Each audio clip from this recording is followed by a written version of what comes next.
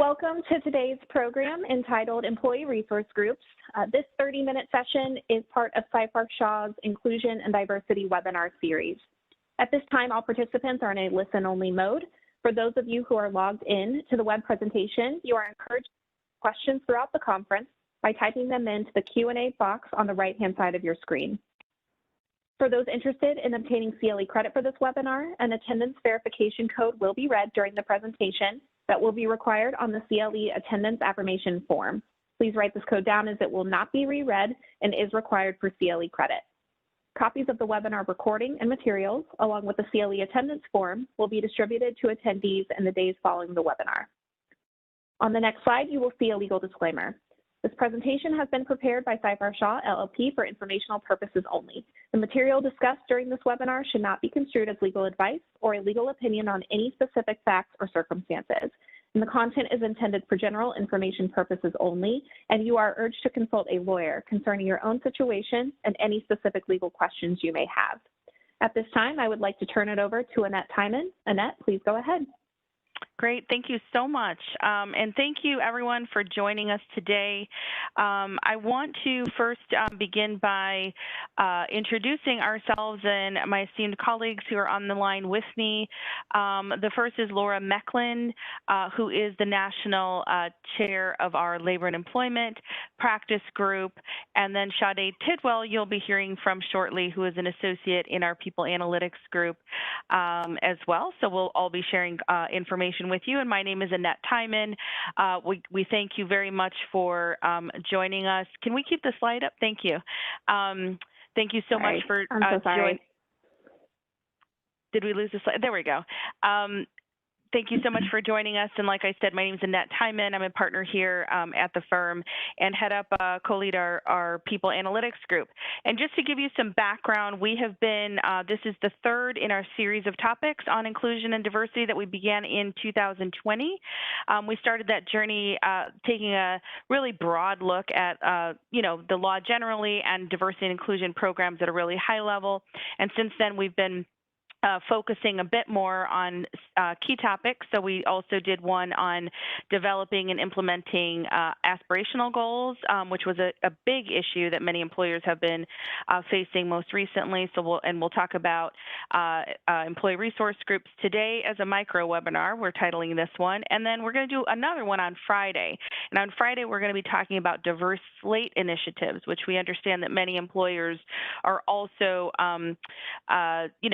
grappling with the practicalities about how to deal with them and how to really put them together. So if we can go to the next slide, we'll give you a bit of a roadmap of where we're headed today and then launch into the substantive aspects of our presentation.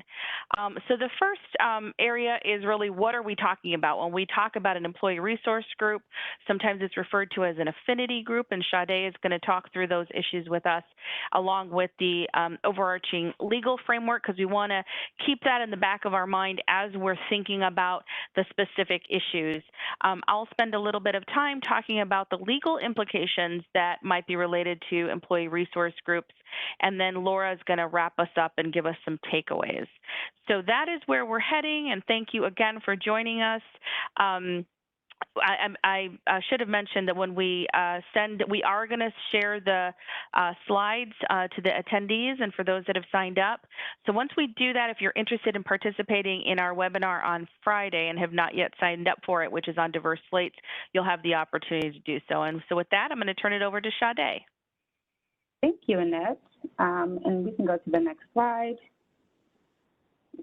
So I'm going to be discussing, just kind of getting you introduced to what an employee resource group is.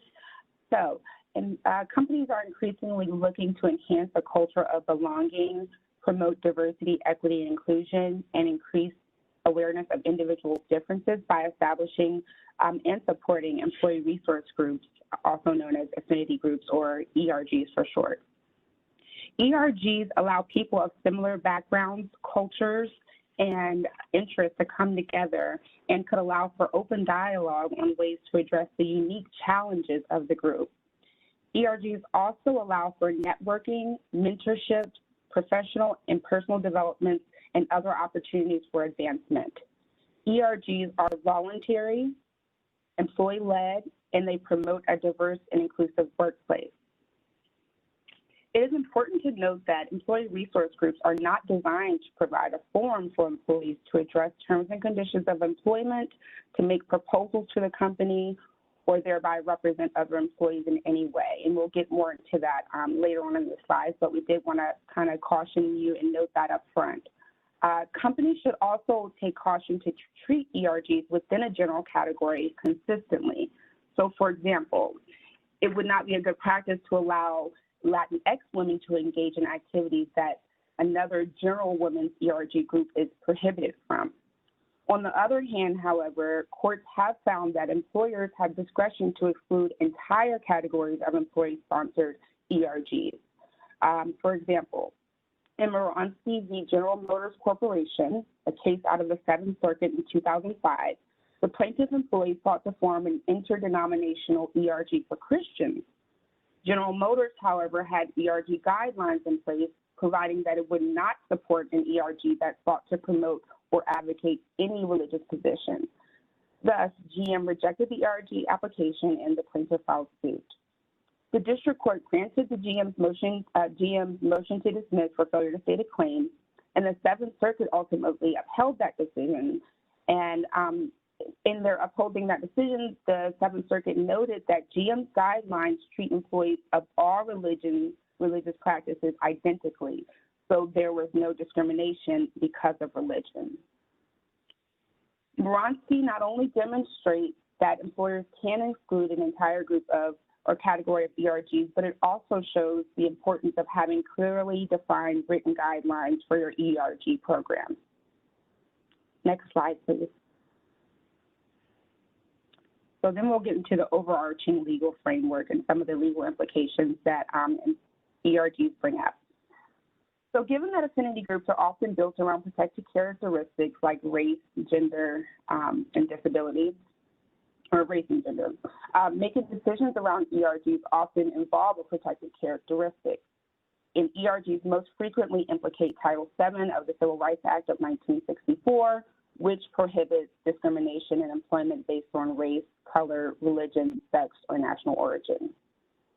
While employers can have policies that touch these categories, they cannot apply these policies inconsistently based on such categories. So, for example, taking Moransky's facts, a company could prohibit affinity groups seeking to promote any religious position, but it cannot single out a particular religious position. So it couldn't allow a Catholic ERG, but prohibit a Christian ERG, or allow an ERG for Seventh-day Adventists, but prohibits Baptist ERGs.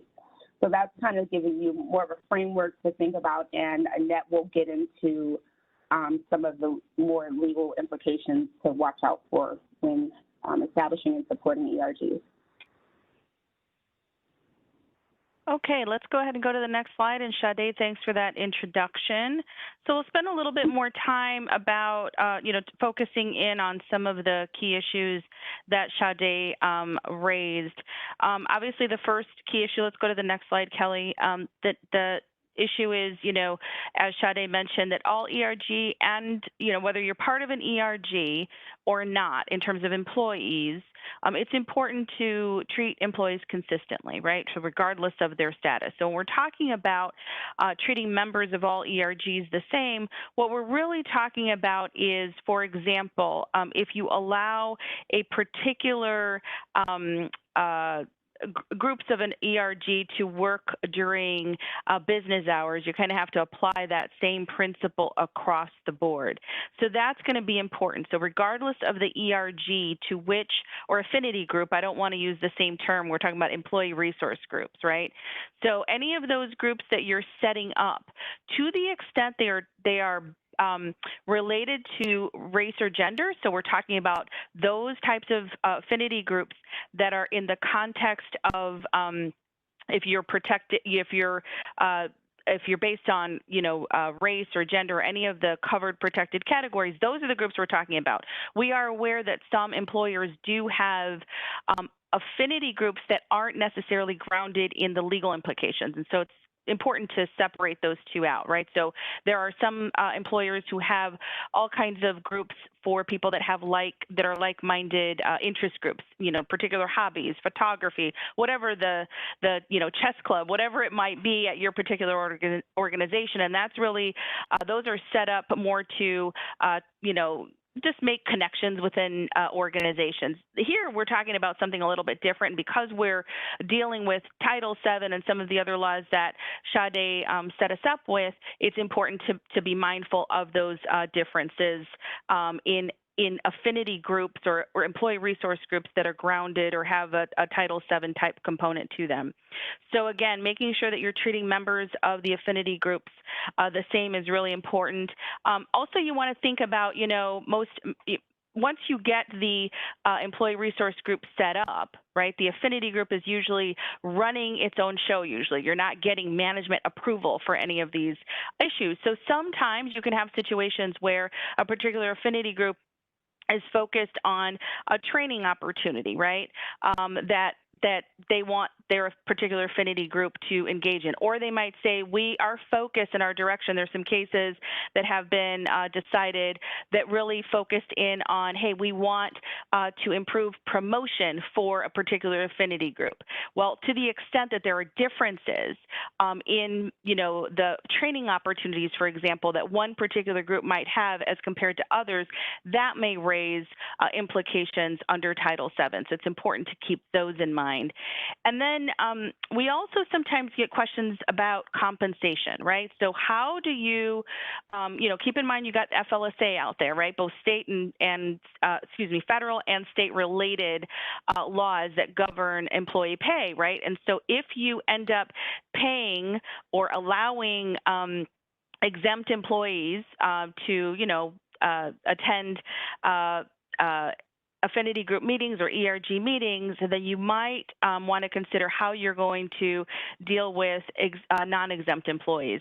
And so really, it's more so the issue of thinking about how you're going to compensate or what that means if you say, hey, this has to be on your own time if you're going to participate in any affinity group activities. What are the implications for both exempt and non-exempt employees? So let's go ahead and go to the next slide. The other issue that comes up oftentimes is, being mindful of discrimination complaints or issues that perk up during conversations and discussions with employee resource groups. So it's really, really important to have a clear process in place for navigating how you're going to deal with issues that come up, experiences that employees may share in the context of their affinity group or ERG meetings. It is an area of concern that you want to make sure that you're addressing in terms of the process. Generally speaking, right, ERGs cannot guarantee confidentiality when it comes to issues that would prevent a complaint from being raised through your normal channels. Now, that's always a bit of a tension because we really do, it sort of fosters really open communication to have a dialogue with like-minded people talking about shared experiences. But at the same time, there are issues and implications that could come up if, what is, later perceived to be a complaint, and that person raised a complaint or contends that they raised complaints through your affinity group meetings. So you want to make sure that, you have documentation that sets up the specific charter or that outlines exactly the governing principles around the specific affinity groups, and in doing so, how they would navigate the complaint processes so everybody knows. Another area is to ensure that you're not running afoul of NLRA implications. That falls along the same lines of, the confidentiality issues that we talked about. So there's no sort of gag rules that you're applying to meetings because those raise NLRA implications as well. If somebody's talking about their pay in an ERG meeting, you don't want to have, retaliatory consequences as a result. You want to engage in open inclusion dialogue, and also certainly you want to make sure that employees have the opportunity to raise their complaints, and that your management teams are also doing so if something comes up during a complaint, during one of those discussions. This often comes up in focus groups, right? So there's lots of discussion sometimes about focus groups that a particular affinity group might want to have. Well, what happens if during the focus group discussion there actually is a complaint that comes up, and that's where things get really thorny. And so these are the kinds of issues that you want to think through. Make sure that the affinity group leaders, that anybody who's facilitating a conversation, those types of issues really do need to be addressed and understood in terms of the process and making sure that everybody understands the process overall. The last key point that I'm going to talk about a little bit here is, if we go to the next slide, is a little bit more on the implications of labor union implications. And we won't spend a lot of time talking about NLRA issues, but it is important to consider, and we have actually seen this coming up more frequently, is that, the NLRA does, protect this concept of employees and management, right? Talking through issues, and it's sort of a dealing with is the terminology that's used in the NLRA setting.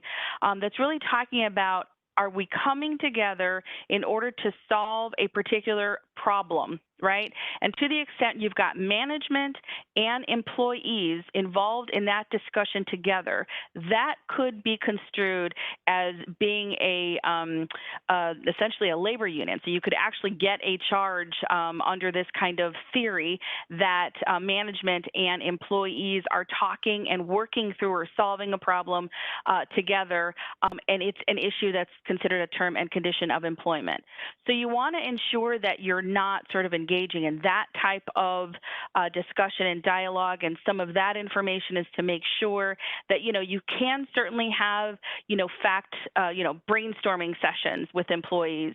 And as long as it's not sort of being perceived as being a recommendations, and that there's a dialogue and management and employees are working together to come up with the overall solution, then you're likely going to be okay on those issues. But it's important because we've seen some of these issues coming up very recently where there is a desire, and it actually makes a lot of sense, right? If you've got a particular group that is meeting together and is like-minded, and you can connect with them and say, hey, what are the issues that you're seeing and how can we help solve them, right? That makes perfect sense. But because of the legal implications that may be out there, it's just important to keep that in mind and understand that you're not doing things in consultation with affinity groups or employee resource groups. And those kinds of issues have to do with wages and benefits, particular labor disputes that you might consider in the workplace. Those are the kinds of issues that kind of run a little bit on the risk spectrum of dealing with NLRA issues. So it's important to keep that in mind as you move forward. You can certainly, like I said, have these, fact-finding or informational type sessions with groups. But when you're talking about building working groups that include management, that's where things can get a little bit more difficult. So with that, I am going to turn it over to Laura and remind her to share the CLE code with everyone. Thank you, Annette. Since Sure. I always forget that. So the CLE code, for those of you who need one, is SS as in Seyfarth Shaw, or Super Bowl Sunday, whichever you'd like to do, SS 3931. Great. So we'll go on to the next section here. We wanted to share some important takeaways and perhaps just some practical considerations as you may wade into work related to ERGs. So in the first slide here, we wanted to share one of our best practices is recommending both essentially like a policy or practice document for companies for how ERGs are both established and then how they are managed over time. We recommend that these particular elements of the policy be included. So first, a general policy statement that sets forth the purpose of ERGs, sort of why does a company have them, and potentially define scope of work or put some parameters around, sort of the business rationale for why ERGs may be established at a particular company.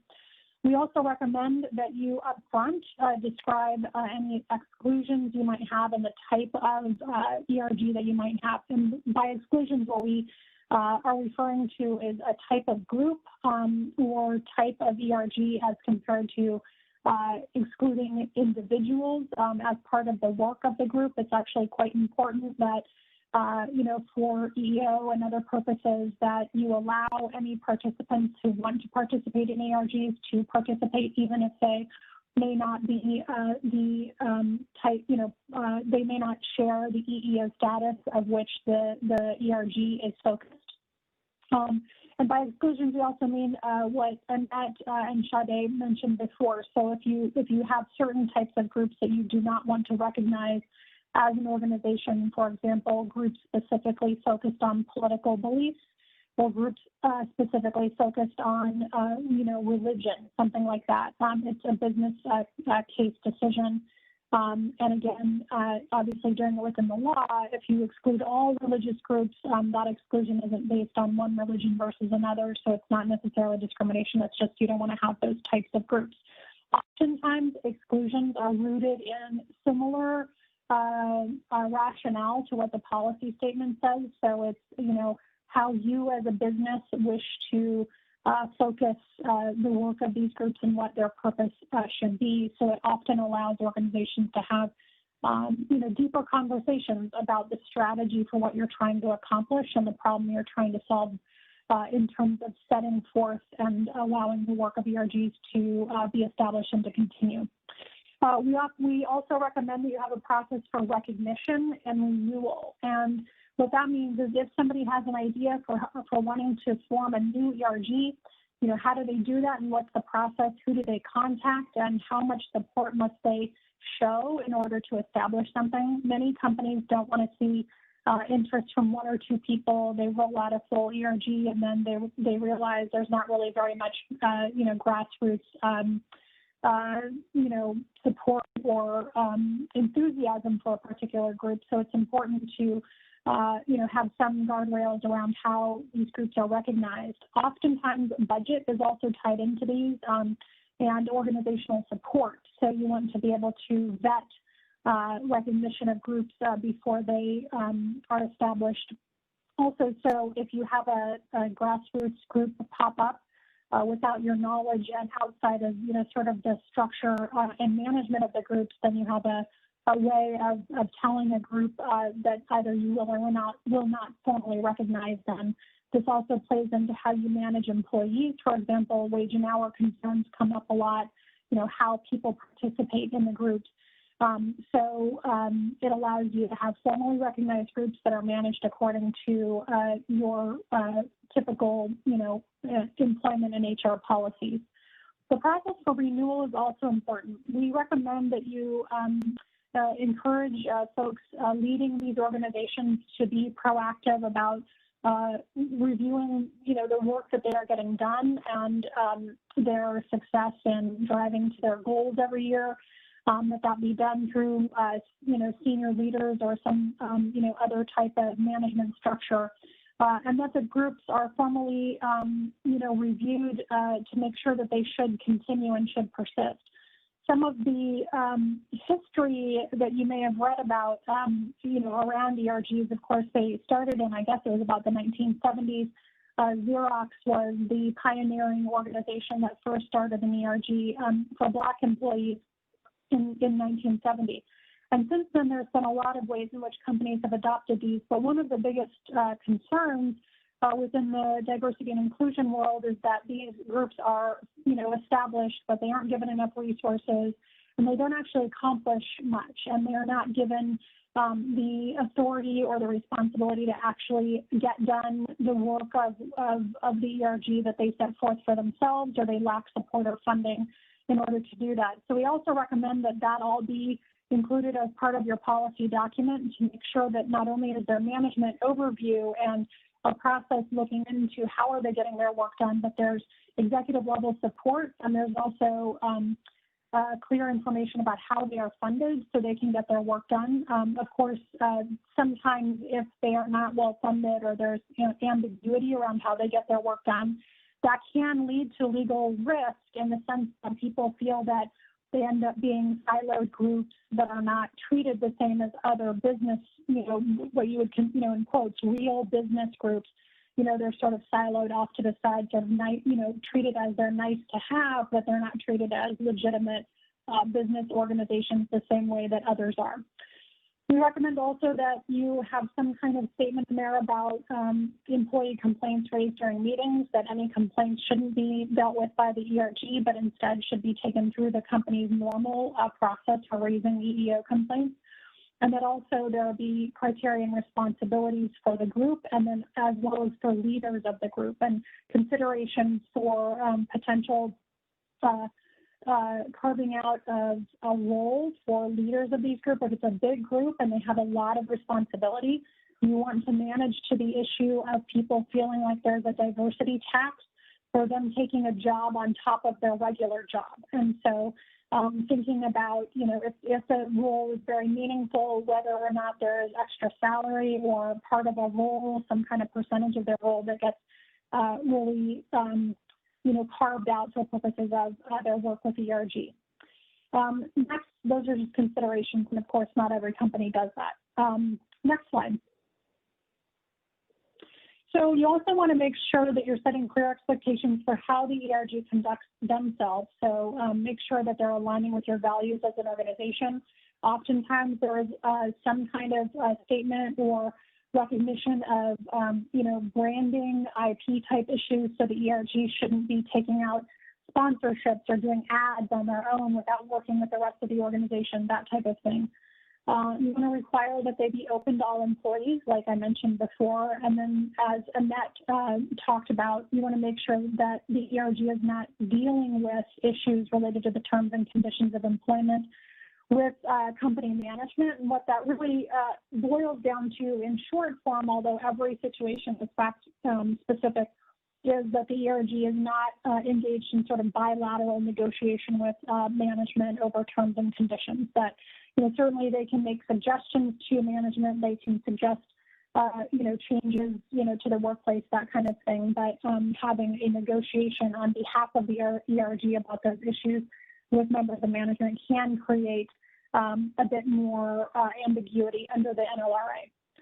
And then finally, our last slide talks about, again, the NLRA implications. So just a few more tips here on that point. You want to make sure you're outlining expectations and purpose of the ERG, as we mentioned. You can solicit, and as I mentioned, you can solicit feedback from ERGs, and really you should do that. You want to understand what folks in these groups have to say about their experience at work, and if you're focused on creating a sense of belonging. Suggestion boxes, engagement surveys, brainstorming, and the like can all be done in a way that does not cause significant risk under the NLRA. And again, you want to make sure that the interactions are unilateral rather than bilateral. So finally, just a couple of final points before we end, just in this very minute. We see that there may be some questions we can follow up afterwards with attendees if you've given your email address, and we're happy to deal with individual questions if you want to contact us directly via email as well. But we do think that in creating ERGs and pushing the work or sustaining the work of ERGs, that you do ensure that you're doing it in a meaningful way and recognizing them as true business groups within the organization that can make a meaningful impact. And hopefully these tips have helped to allow you to do that. So feel free to contact us if you do have questions. This concludes today's webinar. Thank you for attending.